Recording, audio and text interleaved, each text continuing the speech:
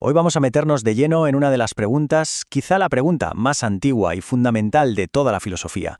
¿Qué es la verdad? A ver, pensemos un momento. ¿Qué hace que una afirmación sea verdadera? Así, de primera, suena una pregunta súper sencilla, ¿no? Casi como de niños. Por ejemplo, esta frase. El cielo es azul. ¿Por qué sabemos que es verdad? Pues porque es tan simple como levantar la vista. Parece obvio, ¿verdad? Es pura intuición. Pero, y aquí es donde se pone interesante, resulta que esta simpleza esconde un laberinto de ideas, la verdad, fascinantes. Es que la historia de esta pregunta es en el fondo la historia de cómo hemos intentado entender la realidad misma.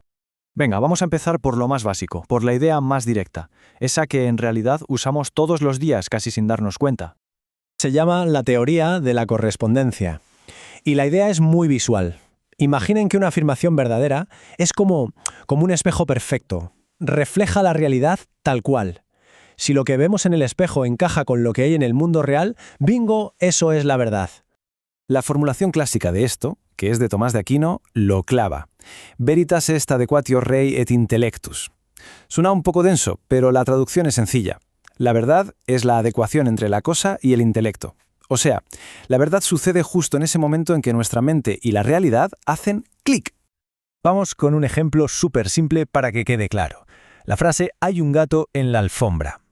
Bueno, pues esta frase es verdadera si y solo si ahí en el mundo hay un gato de carne y hueso sentado sobre una alfombra de verdad. Es una relación de 1 a 1. Sencillo, ¿no? Directo.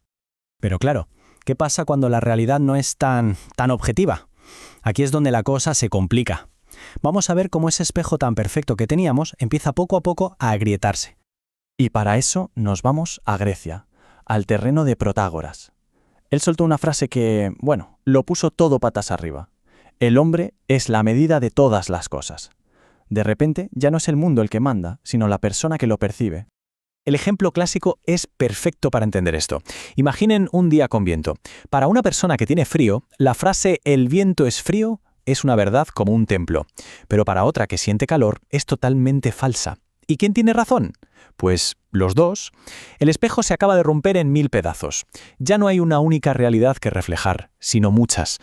Pero la crítica va todavía más allá. Ojo, porque ya no hablamos solo de cómo percibimos el mundo exterior, sino de la propia estructura de nuestra mente. Y aquí entra Immanuel Kant, que con una ironía brutal nos deja esta imagen que es inolvidable.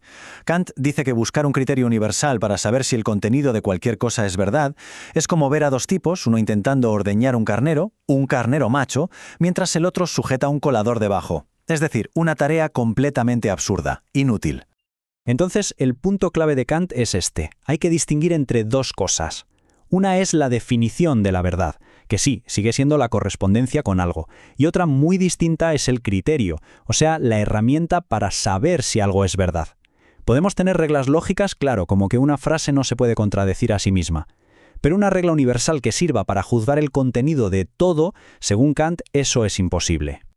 Todo esto nos obliga a pensar en una alternativa, y es bastante radical. ¿Y si nos hemos equivocado de enfoque? ¿Y si la verdad no es un simple enlace entre una frase y un hecho, sino algo mucho más grande, mucho más interconectado? Pues esta es la idea central de la teoría de la coherencia. Piensen en ello como un puzzle gigante. La verdad de una pieza, de una creencia, no depende de sí misma, sino de si encaja perfectamente con todas las demás piezas de nuestro sistema de creencias, sin que nada chirríe, sin contradicciones. El filósofo B.V.O. Quine nos dio una metáfora potentísima para esto. Decía que todo nuestro conocimiento es como una inmensa red o un tejido. La experiencia del mundo real solo toca los bordes de esa red. Pero, y esto es lo importante, cualquier cosa nueva que toca un borde, cualquier dato nuevo, envía una onda que obliga a reajustar toda la red por dentro. Pongamos un ejemplo para verlo claro. Se descubre un fósil de dinosaurio. ¡Boom! Ese dato no es solo un hecho aislado. De repente obliga a revisar lo que creíamos en biología sobre la historia de los animales, en geología sobre la edad de la Tierra e incluso en teología sobre los relatos de la creación. Todo tiene que reajustarse para que la red siga siendo coherente. La verdad, aquí, es la solidez de todo el sistema. Y ahora nos preparamos para la idea quizá más abstracta, pero también la más profunda de todas, la que nos trae Martin Heidegger.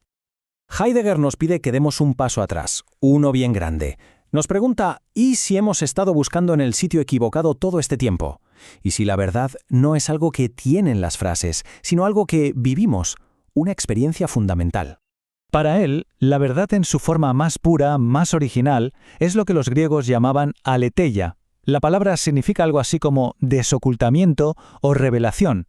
Es simplemente ese momento en que algo que estaba escondido, de repente sale a la luz. La mejor imagen para entenderlo es esta. Imaginen entrar en una habitación totalmente a oscuras y darle el interruptor de la luz. ¡Zas!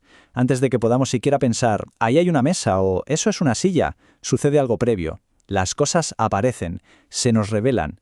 Pues bien, ese momento, ese instante de descubrimiento es la verdad para Heidegger. Todo lo demás, el decir esto es verdadero o aquello es falso, viene después y depende de esa primera revelación. Bueno, ha sido un buen viaje, ¿eh? Hemos pasado de un simple espejo a una revelación en plena oscuridad. Vamos a recapitular un poco todo este recorrido. Si nos fijamos, cada pensador nos ha regalado una metáfora distinta. La verdad como un espejo, como un termómetro personal, como una red de creencias o como un claro que se abre en el bosque. Y lo interesante es que ninguna anula a las demás. Es como si cada una nos mostrara una cara diferente de un diamante increíblemente complejo. Y para terminar, claro, tenía que llegar Nietzsche con su mazo a dejarnos con una última idea, y es muy provocadora. Nos dice, quizá todas estas grandes teorías sobre la verdad no dicen tanto sobre la verdad en sí como sobre la persona que las crea. Son como una confesión. Nos hablan de nuestros valores, de nuestros miedos, de cómo necesitamos que sea el mundo.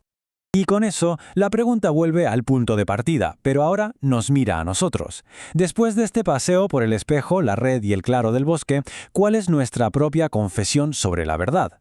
Porque la búsqueda, esa desde luego, continúa.